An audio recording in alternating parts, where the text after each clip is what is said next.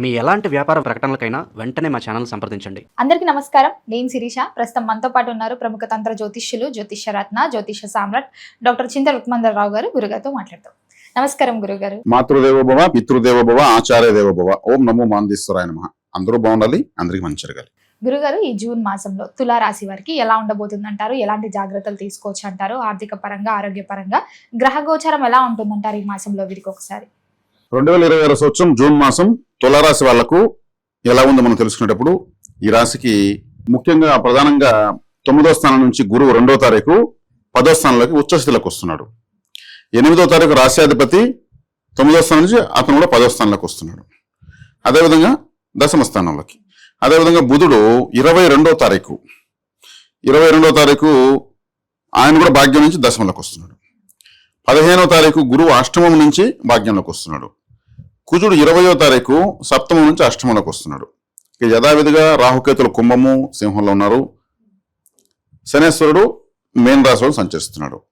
ఈ రాశి వారికి ప్రధానంగా చెప్పుకోవాలంటే రాశ్యాధిపతి 10వ ఇంట్లోకి రావడము, అక్కడే గురువు ఉచ్చస్థితిలో ఉండడము, అంటే సప్తమాధిపతి రాశ్యాధిపతి కలిసి 10లో ఉండడము చాలా మంచి ఫలితం ఉంటుంది.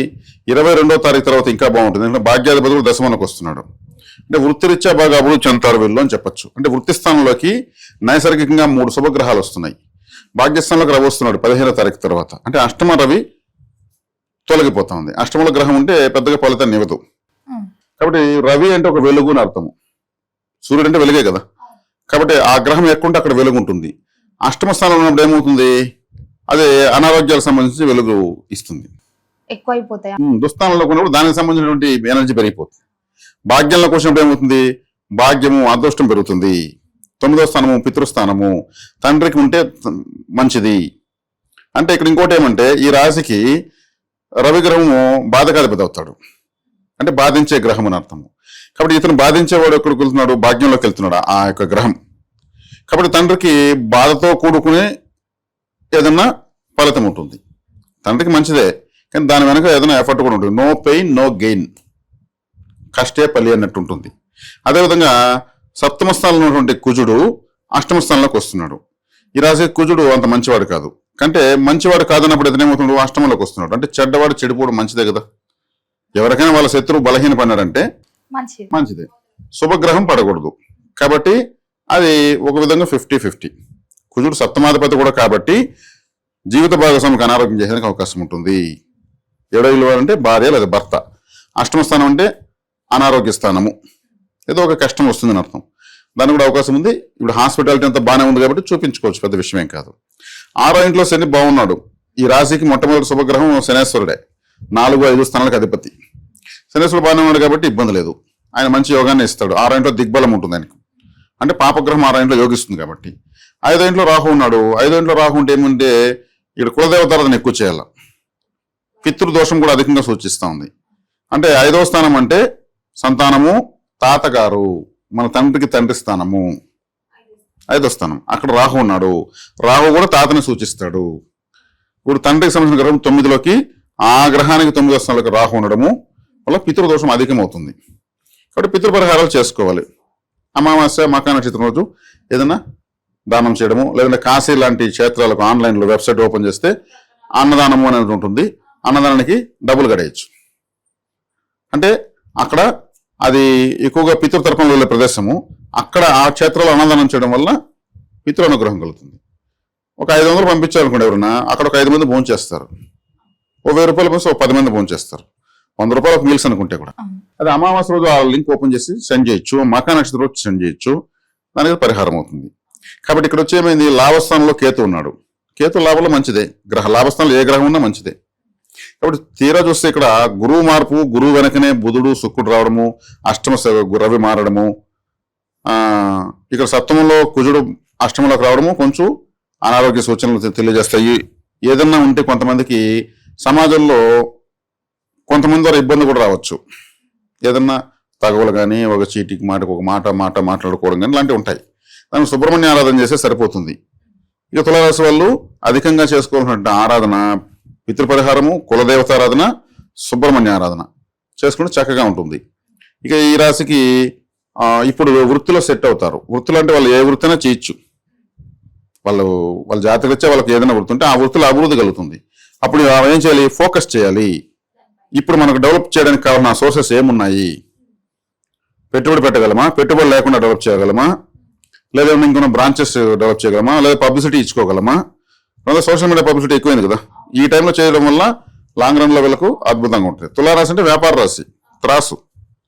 కాబట్టి చక్కగా వీళ్ళ వ్యాపారాన్ని సెట్ చేసుకుని అభివృద్ధి చేసుకునే అవకాశం ఎక్కువగా ఉంది. కాబట్టి ఇక్కడ ఉన్నటువంటి విద్యార్థులు, మహిళలు, స్త్రీలు అంటే పెళ్లి కాని వాళ్ళు, రాజకీయ నాయకులు, సినిమా రంగం వాళ్ళు అందరూ కూడా బాగా అభివృద్ధి చెందడానికి అవకాశం, చాలా ఫౌండేషన్ బాగా బలంగా ఉంది.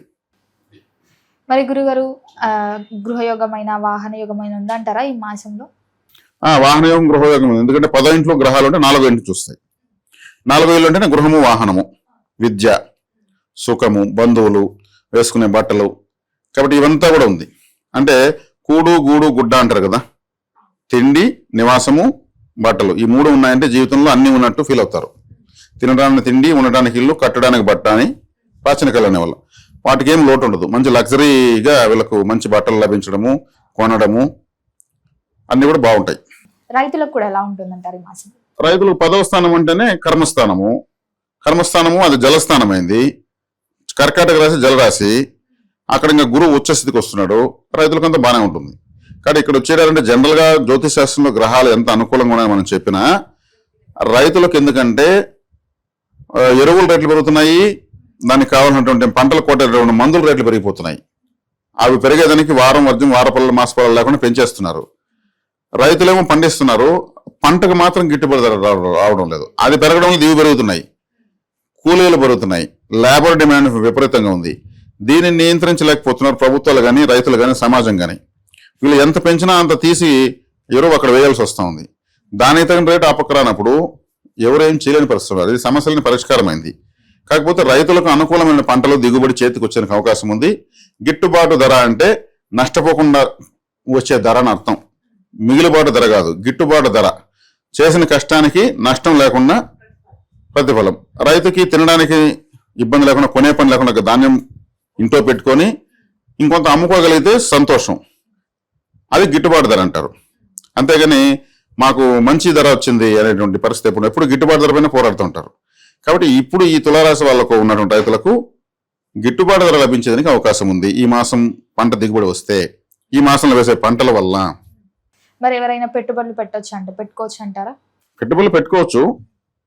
వీళ్ళు ఇప్పుడు వృత్తి స్థానంలో 3 గ్రహాలు ఉన్నాయి కాబట్టి, వృత్తికారకుడు, కర్మకారకుడు శని బలంగా ఉన్నాడు కాబట్టి పెట్టుబడులు పెట్టుకోవచ్చు. మరీ టూ మచ్ గా పోకుండా అటనే షేర్ మార్కెట్లో పెట్టకూడదు. షేర్ మార్కెట్లో పెడితే జీరో అయిపోతుంది. కేర్ఫుల్గా ఉండాలి. అదొక పెద్ద మైండ్ గేమ్ షేర్ మార్కెట్ అంటే. ఆ మైండ్ గేమ్ అందరికీ తెలియదు. డబ్బు పెడితే డబ్బు వస్తుంటారు, డబ్బు పెడితే డబ్బు పోతుంది.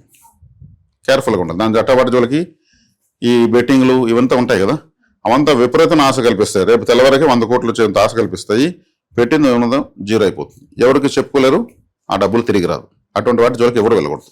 గురుగారు మరి వివాహ యోగం కూడా ఉందంటారా? ఎవరికైతే వివాహం జరగలేదో వారు? అంటే ఆడవాళ్ళకు కొంచెం కష్టం. భర్త కారకుడు కుజుడు అష్టమంలోకి వెళ్తున్నాడు కదా. మగవాళ్ళకైతే శుక్రుడు 10వ ఇంట్లోకి రాష్ట్రాధిపతి ఉచ్చగ్రహంతో కలిసి భాగ్యాధిపతితో కలిసి వస్తున్నాడు. అప్పుడు ఈ రాశిలో పుట్టినటువంటి మగవాళ్ళకి వివాహ బలం బాగుంది. ఆడవాళ్ళు సుబ్రహ్మణ్య ఆరాధన చేసుకోవడం వల్ల బలం పెరుగుతుంది.